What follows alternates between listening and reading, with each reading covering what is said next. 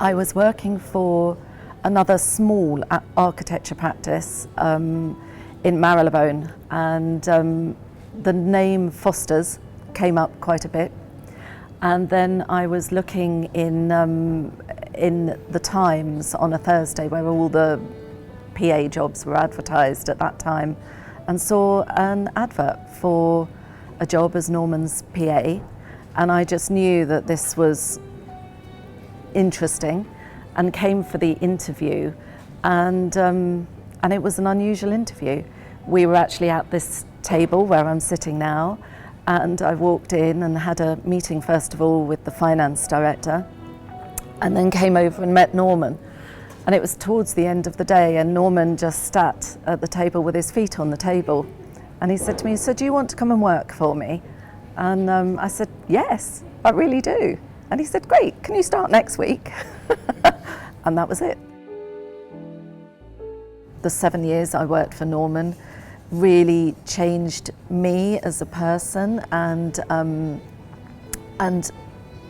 my own attention to detail, my own way of working, and I'll be forever grateful for that. And it's actually a complete privilege to have had the time here, not just working with Norman, but with everyone else.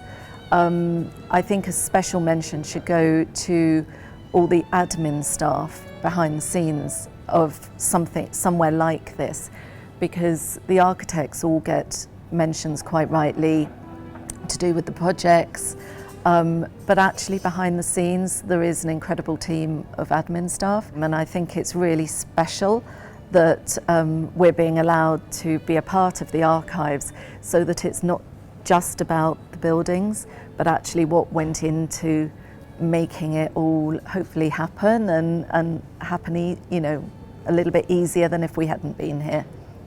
One thing that was wonderful about the practice was, as I touched on, I think, although the office is divided into different projects for the different buildings that are going on, we all came together to celebrate something that I'm not sure is able to happen these days because the practice is so much larger, and that was wonderful. The exciting thing after, when Norman had recovered from cancer, was the birth of his daughter, Paola, and to celebrate her birth, it was the day, or we'd just, I think maybe just heard that we'd won the competition for Wembley Stadium, which was amazing. And it was also the World Cup, and England had a big game. So Norman was flying to Berlin that afternoon, and it was a Monday, but he invited everybody in the practice to have a glass of champagne at midday to celebrate those three things, and shut the office for the afternoon so that everyone could go and watch the football.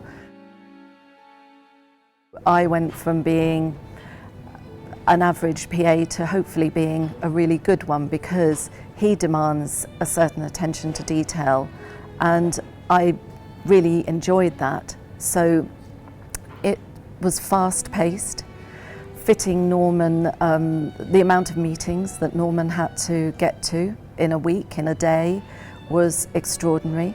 When I worked for him, it was before there was no Google, there was no email initially, there were no mobile phones, there was no just sending something instantly. It was all done by telephone or by fax. So just the logistics of moving him around and getting him where he needed to be were immense. And I think we did a great job. We had a big diary that would sit on the desk, but nothing got written in pen. If it was confirmed, it was allowed to be written in pencil. Most things were just put on tiny post-it notes, and it was like an ever-moving game within this diary. One of my very favourite memories, and I feel very honoured to have witnessed this, but one of the things with the Reichtag project, which was extremely personal to Norman, was the redesign of the eagle. And this took such a long time, you know, drawing it, thinking about it, the symbolism behind it. And we had one incredible evening here, midsummer, wonderful light coming through, Everyone had left the building. It was probably 9, 10 o'clock at night. And Norman's table where he was working, we were surrounded by eagles, photographs of eagles, drawings of eagles, versions of the eagle. And it was all captured by a fantastic photographer, and it's a memory I always treasure because it was just, you knew history was being made with that. And that was a lot of my time here. You knew that you were part of history. Buildings remain and people get to enjoy them. And yeah, it was a fantastic moment.